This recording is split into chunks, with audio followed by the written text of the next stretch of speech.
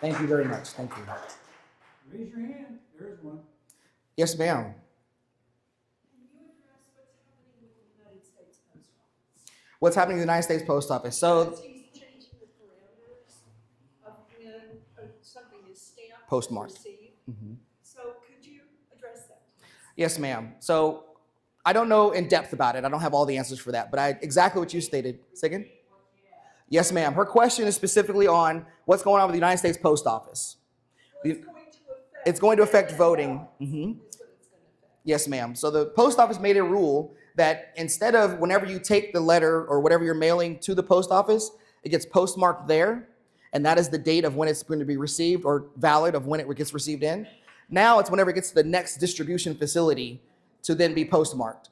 So if the election day is on Tuesday and you walk up to go to Tuesday and you're in, I don't know, Kyle, right? And it's got to go from Kyle to Austin to get postmarked, and it doesn't get postmarked till Wednesday, your vote won't count anymore. So there's a law being put up to actually change that, but it's probably not going to go anywhere, right? Because through an order that was done, that is the rule that has happened.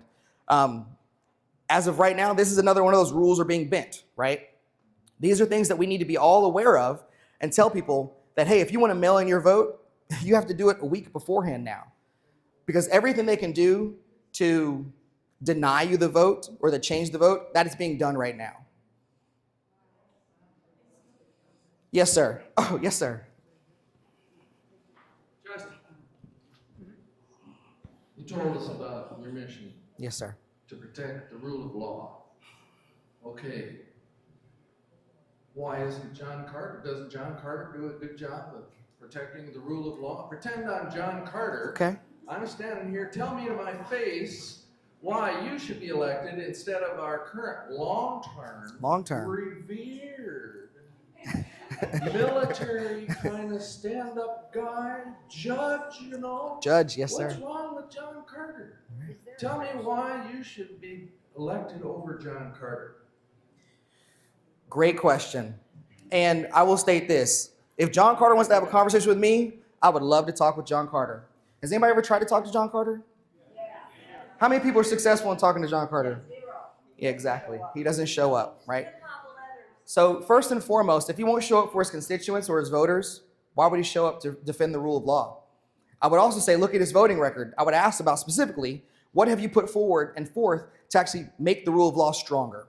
So the number one thing I will do when I get in there is, as a freshman congressman, so let's talk about the elephant in the room too. Right? People do talk about the long-standing, John Carter, he's the head of committees, and that's great if you were actually doing something with that power. But he is not. I saw John Carter back in October. It was October, right? It's back in October, and I wish him the best. I wish he was doing something else, because what he is doing today is literally warming a seat. And that's what I would challenge him on. If you were to be reelected, what would you do different than you've done for the last 24 years? Because I'll tell you what I'll do different, which is everything. Because this will be my first term. I will tell you, I don't want to listen. I don't want to listen. Let me change my rhetoric again. I will absolutely be beholden to the voters of this district. As I said earlier, this is my home. And I want you to challenge me on why I voted for something or why I did not vote for something. I want to be in rooms just like this, and I want you to ask me, hey, Justin, this came up on the floor and you voted no. Why would you vote no? And everybody receives political pressure. And I'll be honest with you. Hey, this got passed, these things that have done, and in order to make deal A, I had to do deal B. I apologize. I know we didn't win this one, but I'm going back because I got deal C. It's got this little piece in there that we want, and I'm gonna work for it, right? So I may not get you everything right now all the time, but I will work always for you, nobody else. Our campaign does not take corporate PAC money. I don't want to be beholden to anybody saying, hey, I helped you out, scratch my back, scratch yours. There are 766,998 people in this district, and that's who I'm beholden to. If you work for a corporation in our district, they didn't count those corporations, okay? So they're not part of my numbers. You are.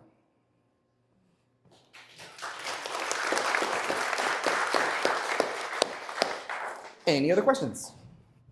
Yes, sir. Justin, will you commit to do live town halls such as this? Absolutely. If you're elected, rather than what Carter does, which has virtual ones, which you have to be a card-carrying Republican to get on.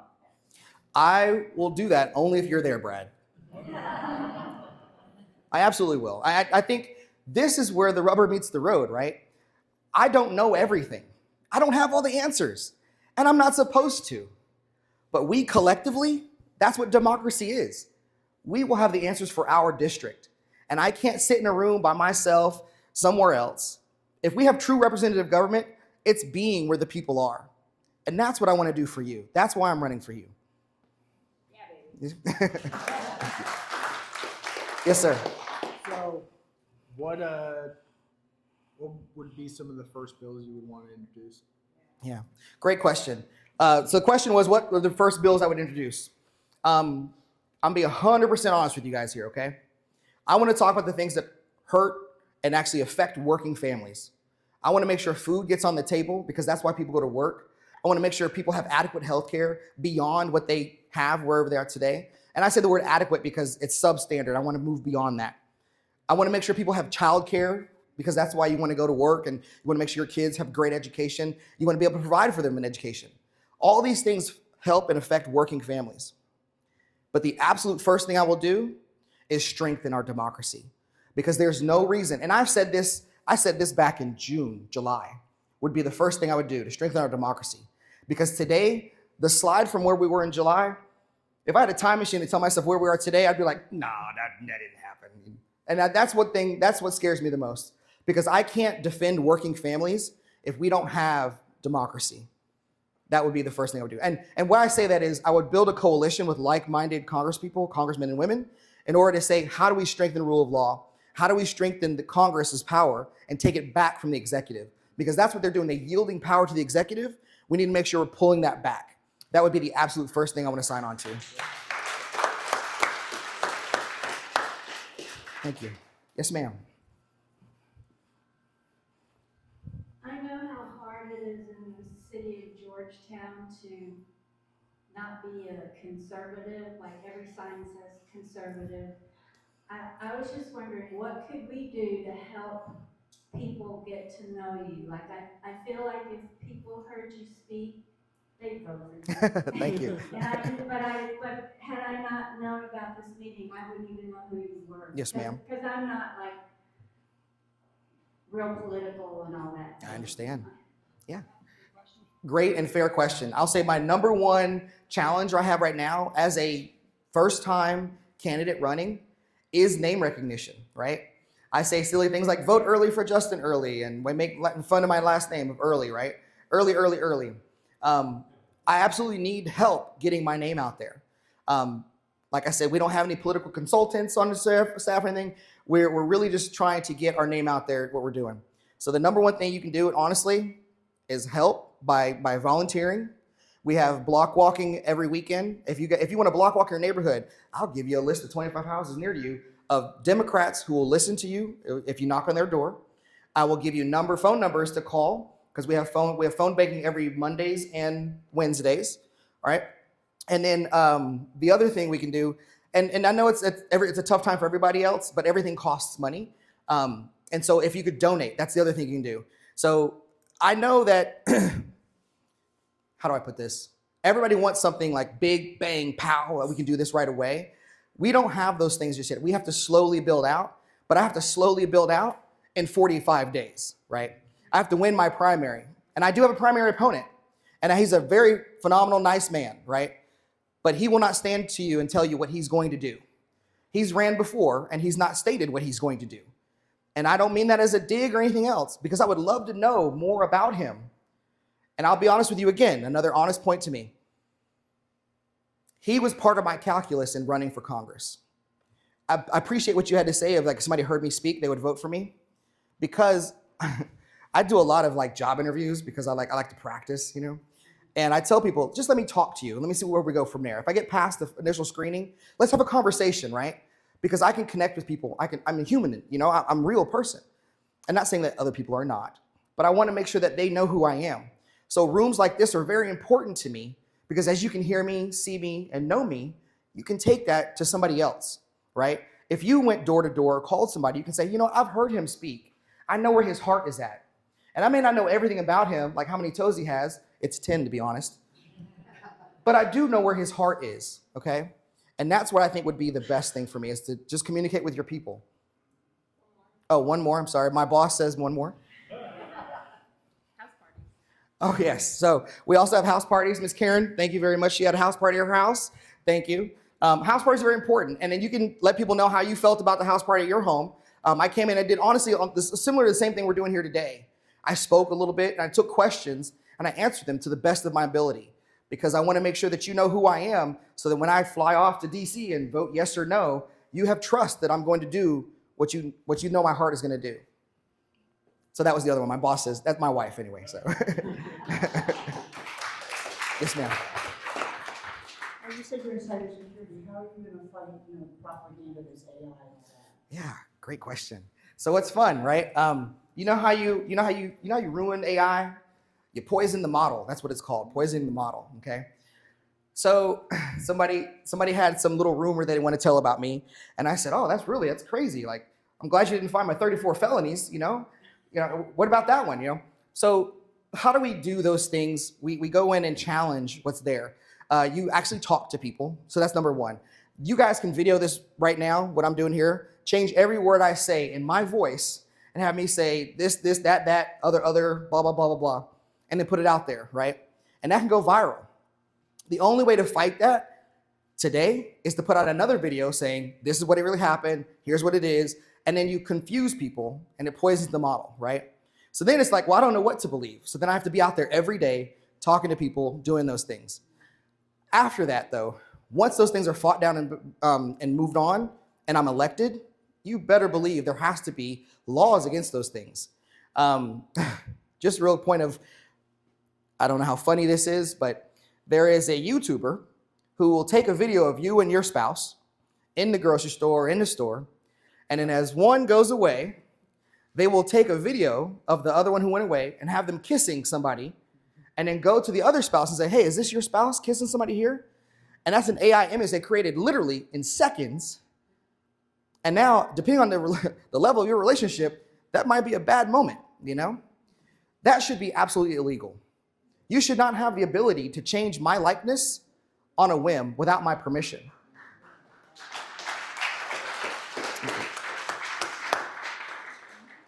Yes, sir. You want to shout from there or you want me to read? Go ahead. We're in Sin City, and it's a huge voting block, targeted by politicians at all levels. And the messaging here might be different than the messaging elsewhere. So I'm wondering, we're predominantly conservative in Sun City, older. Yes, sir. Some of the arguments that you might use broadly, I don't know, what kind of messages, if we're trying to talk to people in Sun City, do you think would be the most resonant? Absolutely. So if anybody didn't hear the question, the question was, being in Sun City in a very conservative area, what would be the most, what would be the communication that would resonate the most with people who are on the conservative side, right? So there are things that we talk about. Before I get to that point, people like to argue online, Facebook, things of that nature. And I had this event out there and somebody put out there something like, you're a communist and whatever. And so I had to literally just go through the U.S. is a constitutional republic. Democracy is how we exchange power. Communism is, is state-owned. Like, I had to explain the definition of all these things to people. And I'm not telling you to be combative or anything like that. But the difference is that the words that they use, we need to start using as well. It is patriotic to fight for the rule of law. It is liberty to allow people to live as they choose to live, right? These are not co-opted terms. They are terms that everybody has the use of, right? So what we need to start doing is honestly using their language because it's our language too. Second to that is there are things that concern them just as much as they concern you. I don't know if you guys know this, but conservatives have to eat and they have places to live, right? And those things are just as a threat with everybody else, regardless of what it is. So we have to not talk to the religion of the religion of religiosity of conservatism or religiosity of MAGA or anything like that, but talk about the issues that really matter, the real kitchen table issues. I have friends who are on the other side who are like, well, good for you for running, but I won't vote for you. I'm like, but you love me. You know everything about me, but you won't vote for me. And now I've probably worn down at least half of those people, But there's one, she'll never change, but she wants to die next to me, which is really weird. But anyway, I digress. The third thing I think we should do in order to reach across the aisle is be the example that we need to be. Because they have a rhetoric about us. We're communists. We're, anybody who thinks differently from them is odd, is weird, is whatever. But if you are neighborly, if you're smiling, you're hanging out with people, your politics should not matter. If you can get beyond that and talk with them, then you get to that politic thing, I think is the best thing to do. So those are my 3 answers for you. So Martin, thank you. Oh, yes, sir. It's not really a question, it is kind of to address what you asked a moment ago. What can we do to help Justin tonight? We can all go home. Some of us are more active in social media than others, whether you use Facebook or Twitter, X, or Nextdoor. Tell the story of what you learned tonight. It doesn't have to be very long. Hit the highlights, put a link to his webpage so that your friends will listen to you and wonder, well, why did he or she make these comments about some politician that they think ought to be elected? Let me find out a little bit more. They can call you up on the phone or they could respond to you, but if you include the link, a hot link to his webpage, they're going to learn a lot more about Justin. It doesn't cost a lot of money. It takes a little bit of time, and it's something you can do tonight before you go to bed. That's great. Thank you. Second to that, I am on TikTok. I don't do social media that often, but I have all the things that I need in order to run for Congress. Actually, it's funny to ask me, do you have a Facebook? And I was like, oh, what? So I had to start one up for, this. I didn't have a TikTok, a Facebook, Instagram. But speaking of those social media platforms, before I get to your question, is if you go on any social media platform and you go to any link that I have, any message that I have, any post that I have, and you immediately, if you click a link in there, and as soon as you click a link or you go back to that post and you click the search bar, doesn't matter what you search on, if you go to the search bar, that tricks the algorithm. There's something in my post that is interesting that makes you go look for something else. So those are a couple things you can do. Our daughter runs my social media. Fun story about that, or she's the middle child, And when she was younger, it was like, get off the, social media. Now I'm like, get on the social media, please do. People are like, your social media is great. I was like, yeah, it's her. But she has a couple of different pointers as well of how to trick the algorithms in order to make it, boost up for content. Our TikTok page, it was going really great, for a while there, and it kind of dropped off for a second. So we asked people to do a couple of these things and went right back up again. And so if you go onto a social media platform that I have, you go to any of my posts, if you click a link, or as soon as you click a link, you go and click on a search bar as well, it tricks the algorithm. Also, if you go into the search bar and whatever the top hashtags are, if you take that hashtag and click on it immediately after my post, it makes it think that my video has something to do with that hashtag. And then if it's the top hashtag, then it bubbles up to the top higher. So hope that helps as well. And on TikTok, if you like it, you comment, you save it, and you share it. Yep. It ups it all the way, all those 4 things. Yes, ma'am, Miss Karen. Oh, I'm sorry. Actually, you were first. Coming back. Excuse me.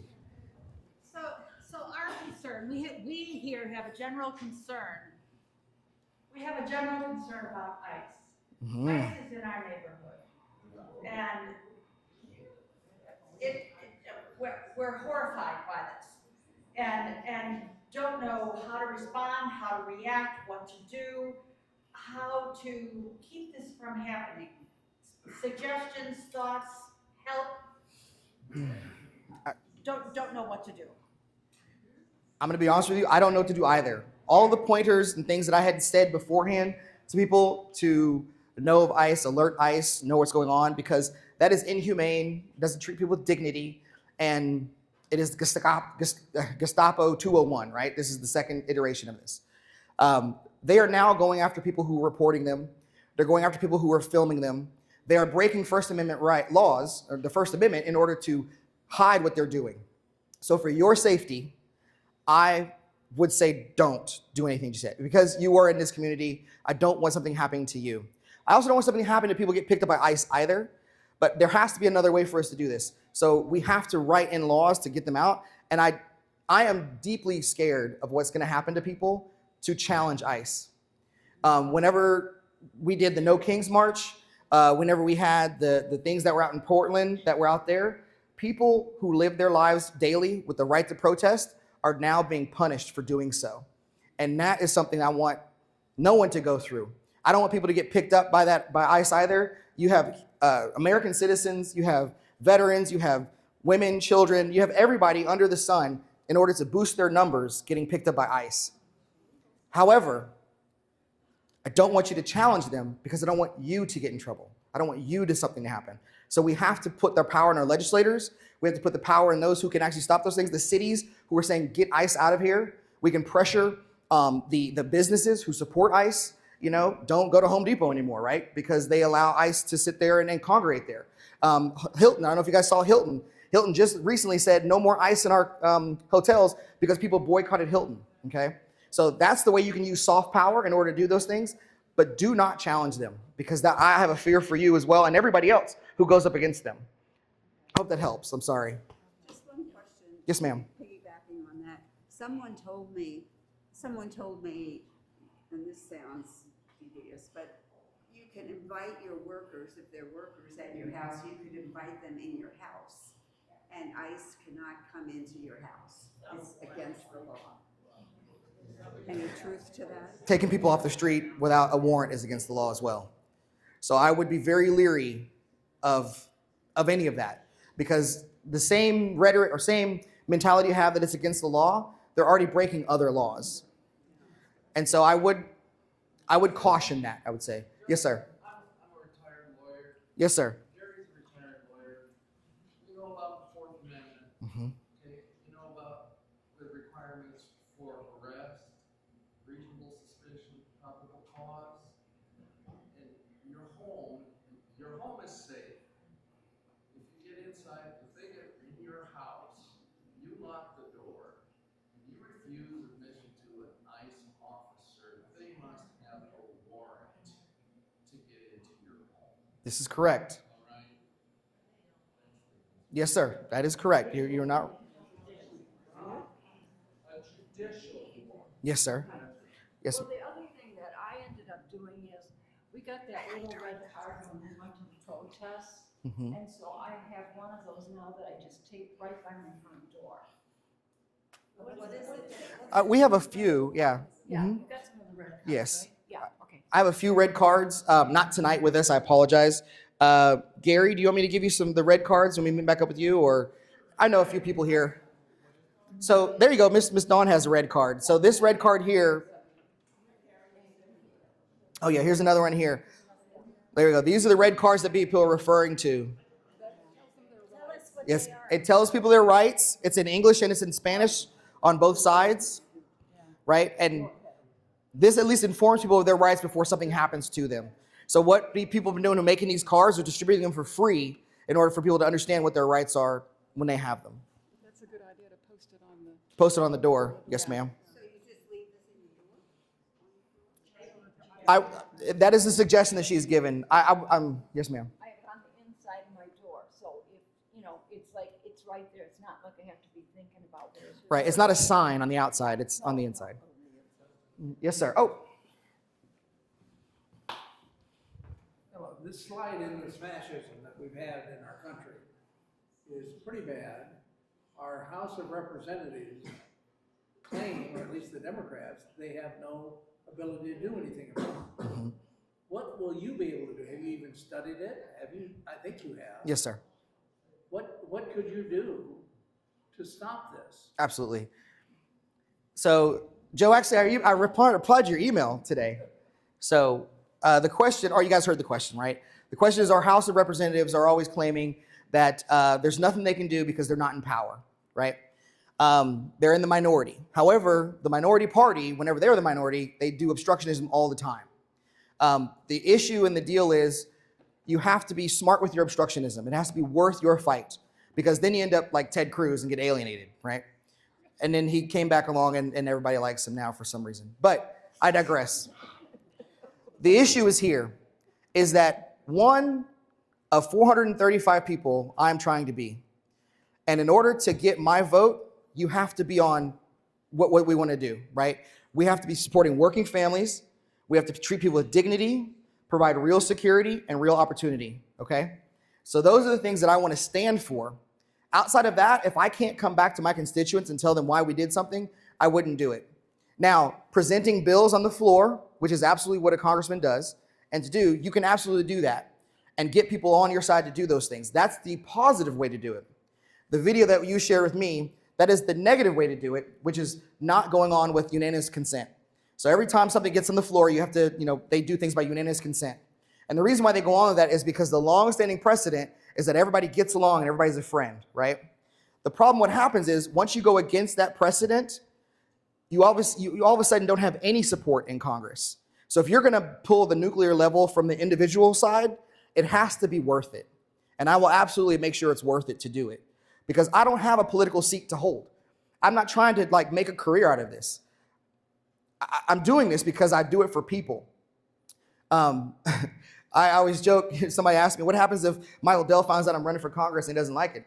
I said, well, I found a job when I was looking for this one, or I was looking for a job when I found this one, right?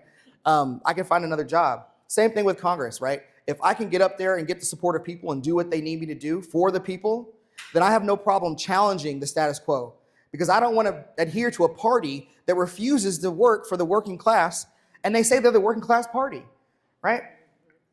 I tell you, when people voted for Donald Trump the first time, I didn't vote for him, but I understood, right? He was talking to people, not everybody, but he was talking to some people who had real problems in America, real financial problems, looking for real solutions and looking for something different. He was offering something different, something a little too different, but still offered something different. The challenge to that is that you need to make sure you're doing it smartly with a coalition in order to move things forward. Again, like I said up there at the lectern that I don't like standing in front of, you have to do things when they're unpopular, when they're risky, and in order to make things move. And that's what I'm willing to do, because this is not my job, right? I went to work earlier today, and then I came here. My job is to support people if I were elected in Congress. So that's what I would do. Hope that helps, Joe. Thank you. Yes? Could you make a commentary on the strengths and weaknesses of the Democratic Party here in Texas, and more specifically within our close environment, Central Texas? They're all my best friends, and I love every single one of them. No. I read a book recently. I read a lot of books, guys. I feel like a broken record sometimes when I tell people things. I'm like, I read a book, I read another book, and I read another book. Anyway, this book I'm talking about is called Who is Government? Specifically, who is government, right? And I loved that because it illuminated who the people are who's supposed to be representing us, not really representing us, but who are doing the work for us, right? And that's what the Democratic Party is. That's what the party is here. They are doing the work for us. So they have challenges, they have, attitudes, they have all those things together. How are they doing here in the state of Texas? I'll tell you, the first time in how many years? We have a Democrat on every single, since 1975, we have a Democrat on every single electorate nobody's running unopposed, right? That's phenomenal. That was the work of our new party, the head of the party, Kendall Scudder. He put a lot of work into doing that. So from the Texas Democratic Party, they're working really hard to make sure that somebody's at least has a representative for the Democratic Party in every single election. Second to that, we can come a little bit smaller, right? We have the Williamson County Democrats, right? They have their own different, they run the party as they do, but they want to get the vote out. Their job and their role is to make sure they reach out to Democrats who have voted, who aren't voting, who, figure out why they're not engaged, right? If we get smaller than that, we have different clubs, different Democratic clubs. Specifically, there's the Sun City Dems Club, which is phenomenal, Yeah, I'm a member as well, Love the Sun City Dems because they're very informative. They give a lot of information. The first meeting I went to, I said, man, everybody needs a Sun City Dems club. This is great. Outside of that, one lower level than that is your precinct chair, right? And your precinct chair. And your precinct chair is the focal point of knowing who's on the election, who's in your neighborhood. They are the call tree initiator to know what's going on. So if you want to know how the Democratic Party is doing in your area, you can start from the bottom up. That's the way you should go. You find out who your precinct chair is, find out which precinct you're in, find the precinct chair there. It's listed online. It's public information. Brad, sorry. He's like, he's a precinct chair as well. And then you can work with them to go up and follow it up. But as far as the Democratic Party goes in the state of Texas, I believe it is strong. I believe it is going well. But I believe it also, when I talked earlier about the rules being bent and stacked against certain people, Texas is very strong in doing that. They've been doing it for over 30 years, and they've been held that minority simply because of that. Does that help answer your question? Yes. Jeremy, I drink, yeah. I'm sorry. Would you like me to clarify, or what would you like me specifically going on? I guess from your point of view, to which degree they can help you Okay. or hinder you, maybe to some degree. I've seen zero hindrance, right? And I'll just say for me specifically, the party is there to allow the people to vote, right? It used to be both parties, Republican Party, Democratic Party, all parties, the role of a party was to be the gatekeeper for who was going to be on the ballot. They would make sure that you didn't get some billionaire, orange, whatever, to be on the ballot, right? And and a meme is great. They've dialed back from that because people didn't like the smoke-filled room, mentality of you had to get in with the good old boys club in order to get onto the ballot. So now that we don't have that anymore, and it's more democratic, now anybody can choose to be on the ballot, whatever it is. So the Democratic Party in Texas has that same mentality. If you want to run, go ahead and go. I tell you, if they didn't have that one, there's other people who they probably would have said, hey, I know you, I've seen you, you've been here longer. Justin, you can't go and run because I want this person to go. But because we have a very democratic system that allows anybody to get on the ballot, they allow the voters to choose who's going to be in that party. Now, that's today. Once we get to March 4th, the day after Election Day, and we know exactly who's going to be on the ballot, who's going to be the Democratic representative, the party has full support behind that person. They do coordinated campaigns. They do block walking. They do all the things they can do to get people out, volunteers out, to go and say, this is the person that is going to represent us. So if you take it from those two perspectives, the Democratic Party is strong. The Democratic Party is very helpful, but they're also allowing the voters to decide who is going to be that representative for them come March 4th. Yes, sir. You touched a little bit on affordability. Yes, sir. But that's a big deal right now. And certainly with 7 children, okay, you must get quite a bit of feedback about it. I'm just kind of interested to know what kind of things you're hearing from them and what are they going to do to help you? Yeah, absolutely. So one of the things I speak on specifically, so let me back up. I have 7 adult children. They're mostly out of the house. The one you saw earlier today, he lives at the house, but we're still trying to, help him out. But our children have varying levels of success in capitalism. They have varying levels of degrees, varying levels of education, varying levels of skill, just like the American population. And so when people talk about affordability, I not only lived it, I see it in my own children. My children, the one who makes more money than I did when I was his age, cannot afford the things that I afforded at his age. And that is a shame to me. My son works for a financial technology company, actually Citibank, right? He works for Citibank today? No? Doesn't matter. Anyway, he jumps jobs like people change socks. So he has another job and he makes great money. He's a software engineer. He does really well. Cannot afford a house in Dallas. That's where he lives. So his affordability is different from here. We were in, and not my children, but we were in Burnett County earlier last week, and the affordability crisis is so different there because they would love to have the salary that my son has because then they can afford a lot of things. The problems we have here is that we have unequal distribution of resources and unequal distribution of wealth. And if taxes were appropriately handled the way they should be, where billionaires should pay what they owe, because it's not like they're not paying. Yes. Then we can appropriately handle where people need the most help.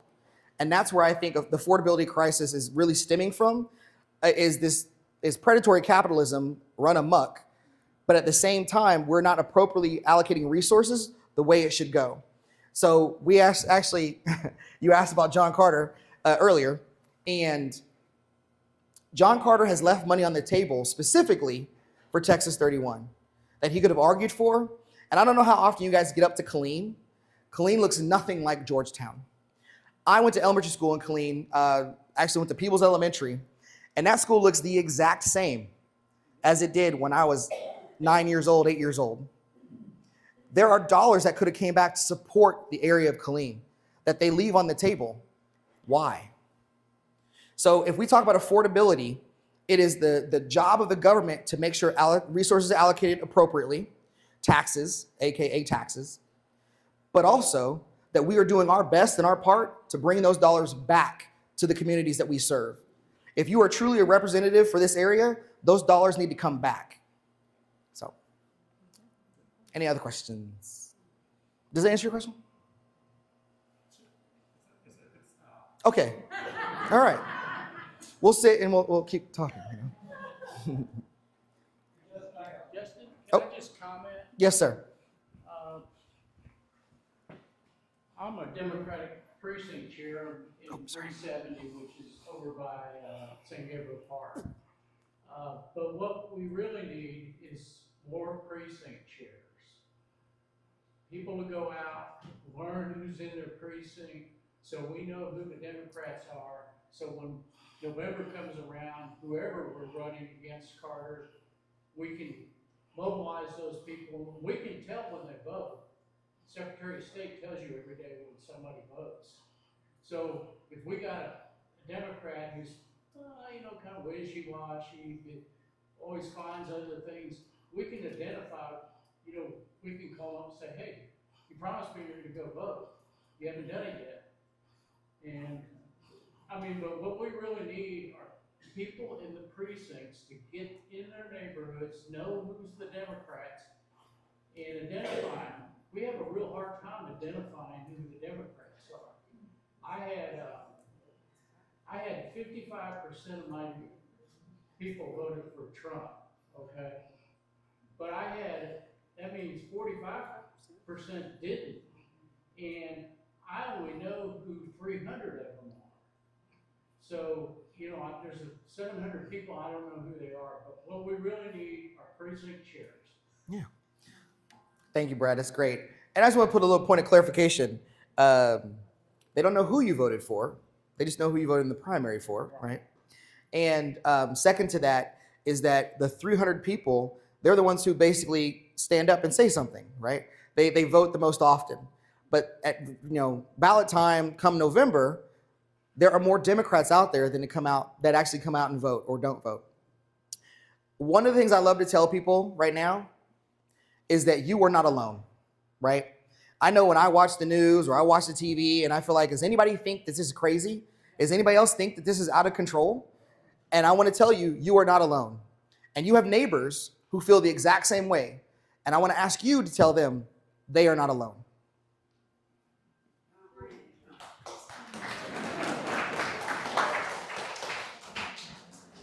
I'm gonna stand up because I'm short too. Me too.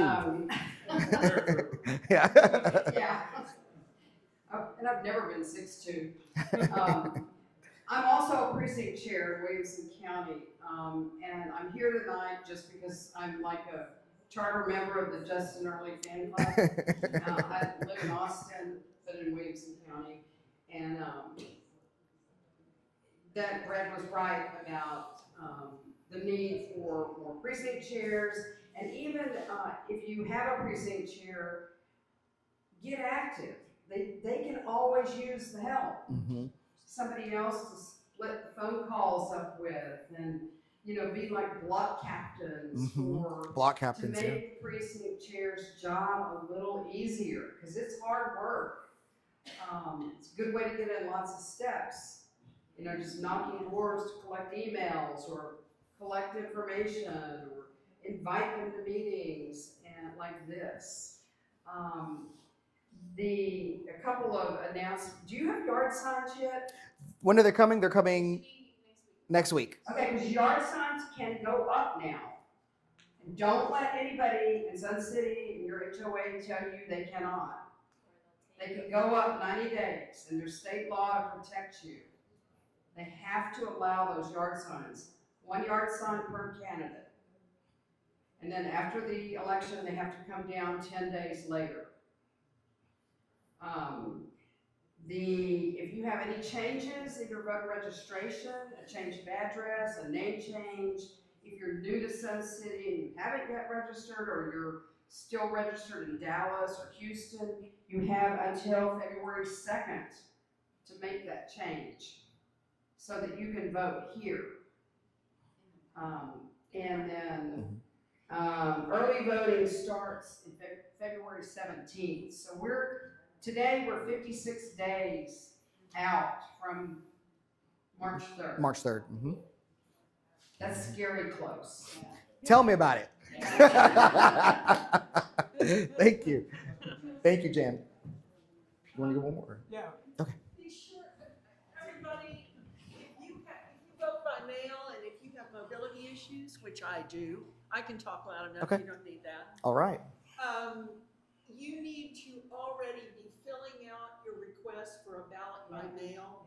Send it in Now. Yes. Now, I've already done it. Thank you. So, well, It's important to vote. I mean, The it's deadline is February 20th okay. to apply, but don't wait until February 20th. do it now. Do it now. Especially with the mail system. Right. Yes, sir. Okay, we're barreling towards time, so I'll try to make this the last question. I'm a PDC guy. Okay. I'm hearing, these are great questions that have come and good announcements. They go to the get out the vote question, right?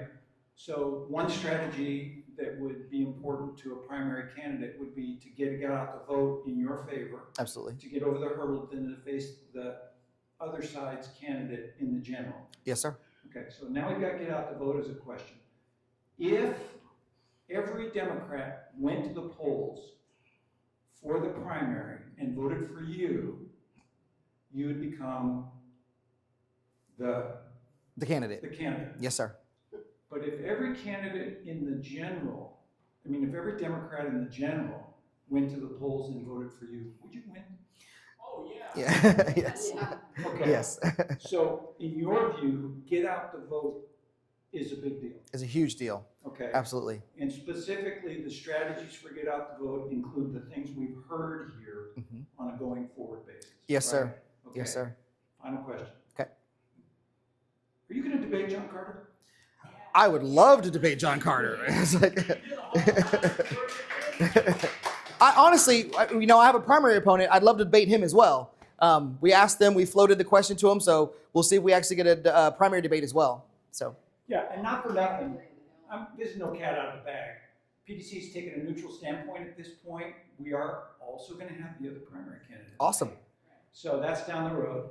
I think that you're apparently running sounds like a pretty guerrilla-style grassroots campaign. Yes, sir. On this particular phase of the race.